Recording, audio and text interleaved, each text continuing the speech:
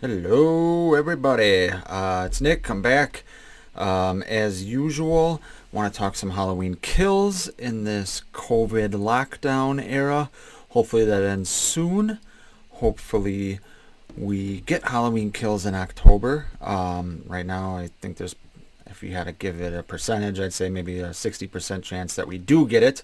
Hopefully that rises here in the coming weeks, and hopefully we get a poster and trailer soon.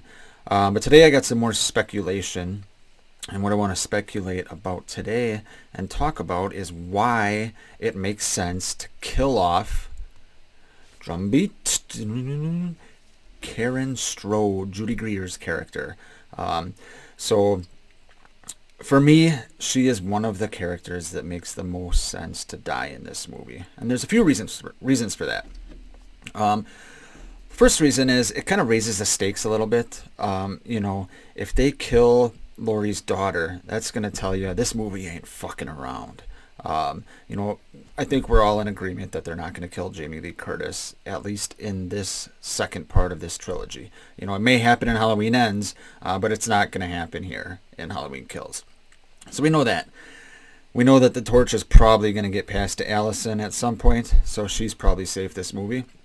We got a lot of returning characters from the OG from 1978. Some of them could be cannon fodder and die. But Karen seems to make the most sense for me from a narrative standpoint because it raises the stakes. If you think back to 2018, obviously there were a lot of deaths in that movie. Michael killed a shit ton of people. We know that. But think about any major characters that he killed.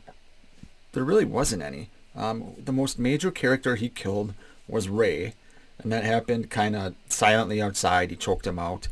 It was never even acknowledged by any of the Strode women that he was dead. Allison, I know there was a lot going on, but Allison wasn't crying over her father. Karen wasn't crying over her husband.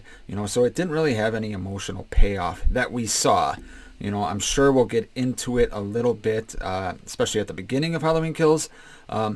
But what killing Karen will do, whether it's at the beginning of the movie, middle of the movie, end of the movie, is it'll kind of raise the stakes and let you know, whoa, they just went there. So that's number one.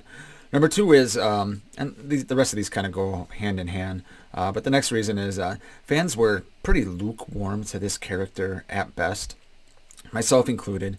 I actually like Judy Greer as an actress, but I thought her dialogue and everything was a little bit wooden in this movie. I get what they were going for.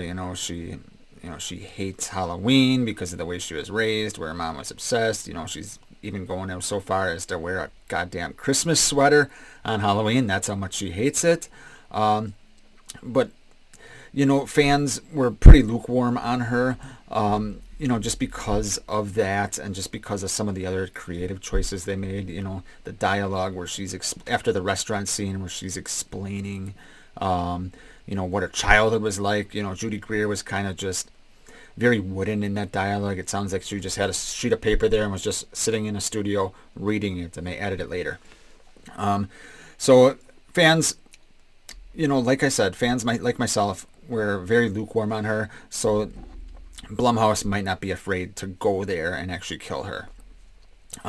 However, one of the reasons I think that her death will matter is she did have a little bit of redemption at the end of 2018. You remember she had that moment where, she's crying, oh, please, please, Mom, I can't do it, I can't do it, I can't do it. And then Michael appears, and she goes, gotcha, and shoots him, clips him right in the shoulder. So that was a little bit of a redemption. So I think that redemption will continue in this next movie.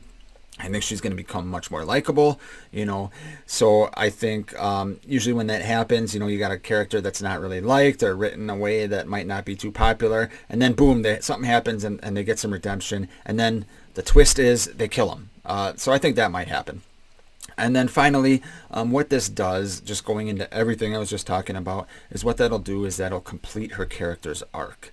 Like I said, she She hated Halloween, understandably so. You know, her mom so protective. She hated it, hated it, hated it. All she talked about was how paranoid her mom was, and she doesn't really have a good relationship with Laurie, and all of that. But now she knows, after earlier that night from Halloween 2018, now she knows her mom was not wrong. Her mom was bang on this whole goddamn time.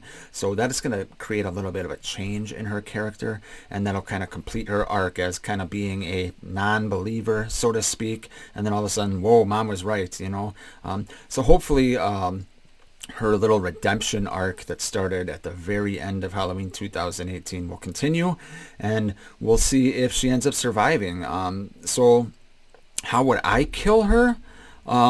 That's a good question. I think she would die. You don't want to kill her in a meaningless way, where she's walking down the hall of the hospital and Michael pops out and just stabs her. I think she's gonna die either protecting Laurie, or protecting Allison, or protecting both of them. That's kind of how I would do it. I don't really have the details because, quite frankly, creativity like that isn't really my wheelhouse. But I can sit here and bitch about it, right? But yeah, so that's how I would kill her. But yeah, let me know what you think. Do you think Karen should survive? Do you think it makes sense to kill her? Let me know. Thanks.